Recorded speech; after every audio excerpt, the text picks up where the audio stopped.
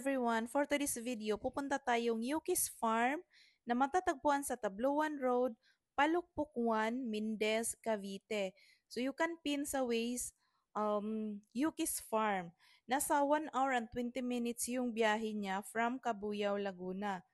And itong Yuki's Farm is a family-owned farm that started as hobby, now turned into a passion project. Ganito po yung daanan papasok sa loob ng um, Yuki's Farm. So, nasa Tagaytay part na po siya. So, ganito yung itsura sa labas. Papasok na kami sa loob. And makikita nyo, napakalawak ng parking. And meron pa silang mga ginagawang dyan sa gilid. Which is part pa rin yan ng Yuki's Farm. So, nung nagpunta kami, medyo maraming sasakyan. Pero hindi mo makita na maraming tao sa loob kasi napakalawak ng area. So, yung kinuha namin na package is yung may animal encounters, which is 900 pesos yung regular and nasa 800 pesos yung children. Tapos yung kids 3 feet below are free.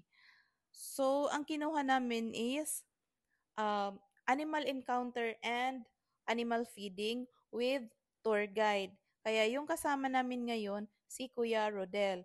Siya po yung tour guide namin, which is yung taga information desk yung mag-assign kung sino yung available na tour guide doon.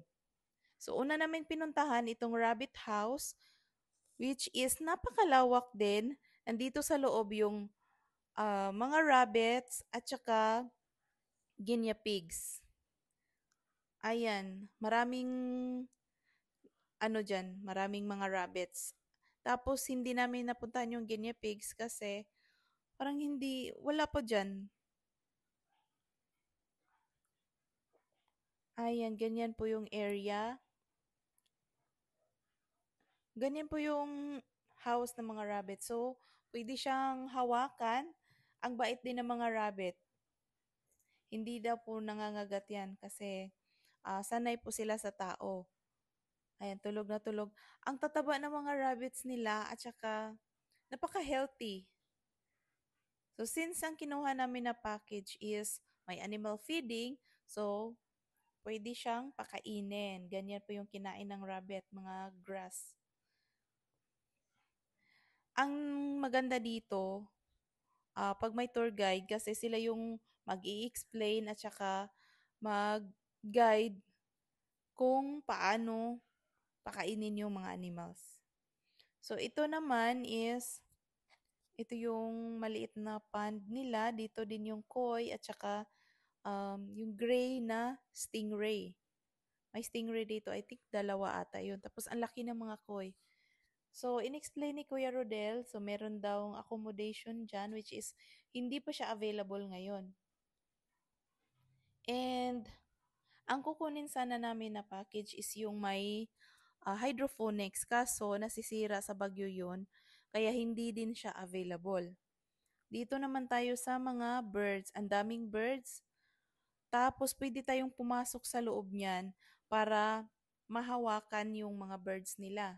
So, ito yung open aviary. Ayan, may nakalagay din na rules dyan kung ano lang yung pwede sa loob. Tapos, yung mga birds nila, trained po sila.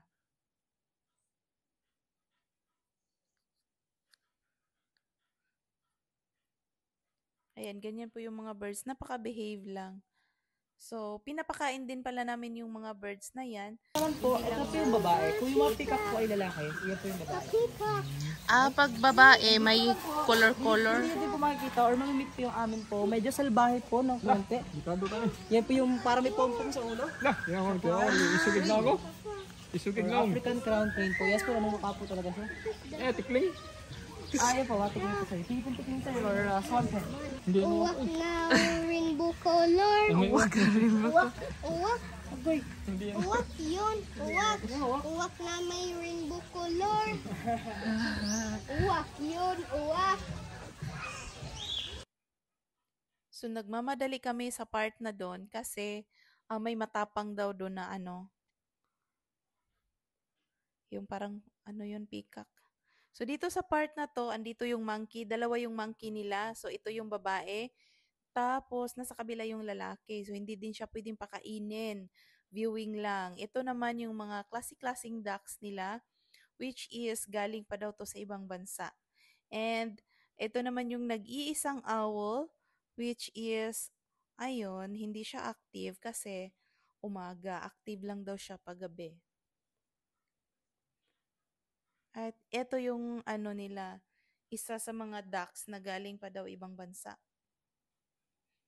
Hindi na din daw siya lumalaki, ganyan lang talaga siya. At ang ganda ng kulay, para siyang dove, pero ducks po siya.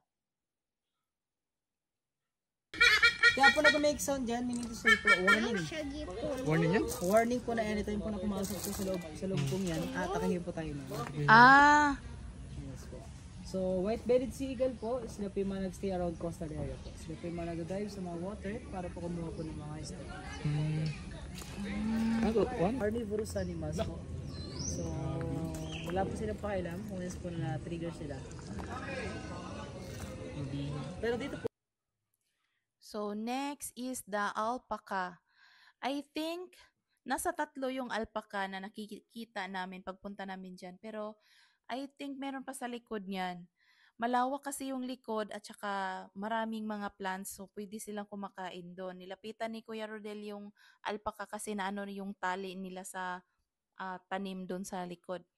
So dito naman tayo sa savanna area, which is dito natin matatagpuan yung sheep, ostrich, dwarf na horse, at saka zebra.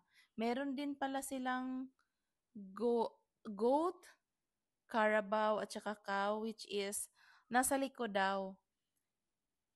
Umuwi po sila pag ano na pag medyo hapon na ganon. Kagat ang Pero hindi naman yan Malawak nangangagat. Kaya tingnan nyo yung ano sila. Busog. Oh. Huwag ganon kasi maano siya. Tapos yung zebra daw, hindi naman daw yun. zebra to, zebra. Ayan. Zebra Tapos to, may maliit na nilalang dyan sa gilid. Which is yung maliit na goat, yung baby na goat na kumakain. Kasi hinayaan lang nila yun na lumabas-labas. oh, ayaw lagi, ikaw ko na magkaon niya. Kung ano nito? Ayan. Pinaka-cute. Touch me. Siya talaga yung star dyan sa farm na yan. Kahit lang saan lang talaga siya magpunta. Lumulusot-lusot lang.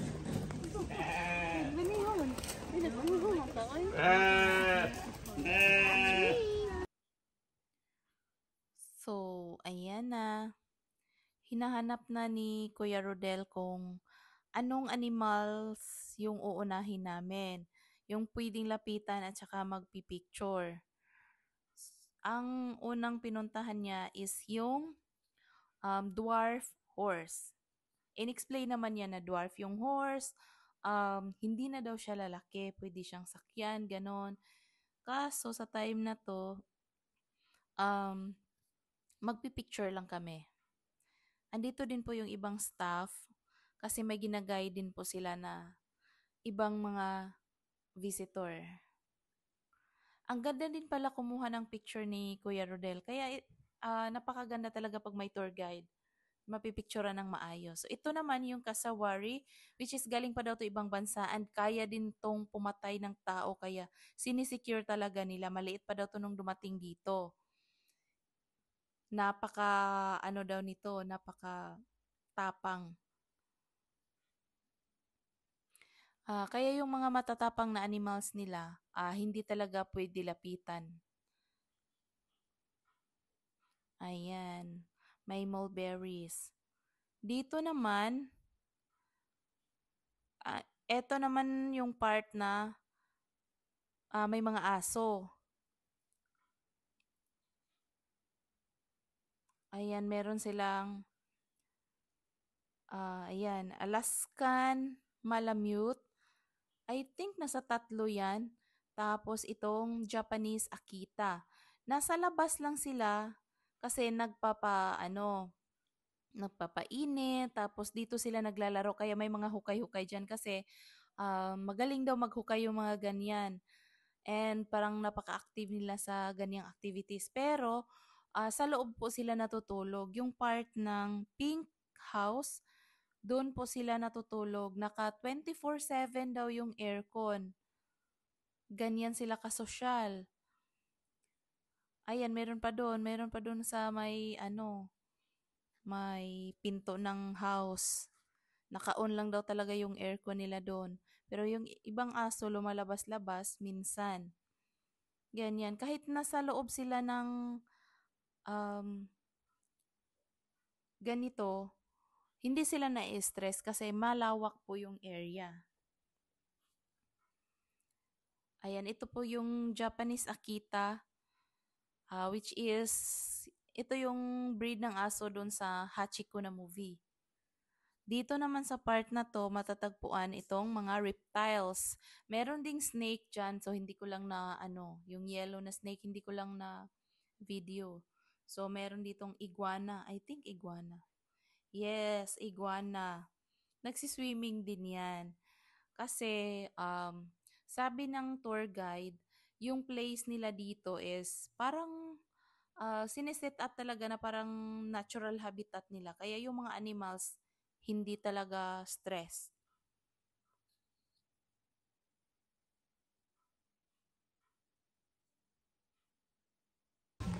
Balik po, next naman po. Next naman, Bearcat po. ito. Dito po yung canteen nila. Meron silang mga burger, fries, at saka drinks. Sa gilid ng canteen nila, ayan, dito yung Palawan Bearcat. So, active siya sa gabi, kaya, ayun, hindi namin siya masyadong nakita. May rope kasi dyan. Doon daw yan maglalaro paggabi. Ito naman sa labas ng farm nila, ay sa labas ng area. So, walang mga animals. Pero, dito punong-puno ng plants at saka ang lalaki ng mga puno. Dito naman yung museum, which is nasa loob yung mga collections ng may-ari. Napakaraming collections, galing pa daw to ibang bansa. And by the way, yung may-ari is Chinese, tapos yung wife is Pinay. So, tinayo daw nila tong farm, parang family farm lang nila, which is hobby lang. Mayroon silang farm, tsaka mga aquaponics, hydroponics pala, tapos animal sanctuary, mga orchids, para lang daw pala to sa kanilang mga friends. Tapos, inopen nila sa public year 2016. Kaya marami nang nagpupunta dito. Napakalawak sa loob. Mabubusog talaga yung mata mo sa mga collections. Napakadaming collections. Tapos, sa taas na part, nasisira pala yan sa bagyo. Parang may napasok na tubig, ganun. Kasi nasira yung bubong. Pero so far, walang masyadong damage. So, ito yung pinaka-last na pinuntahan namin. Ito yung mga tortoise nila. May mga pangalan pa sa likod yan, si Vernie. Pwede din mag-feed ng tortoise. Tapos, yung kinakain pala nila is, yung binigay ni Kuya sa amin is cactus. Yung maliit na cactus. Yun yung kinakain nila. Ayan, ito naman si Bruno. And here's Yummy.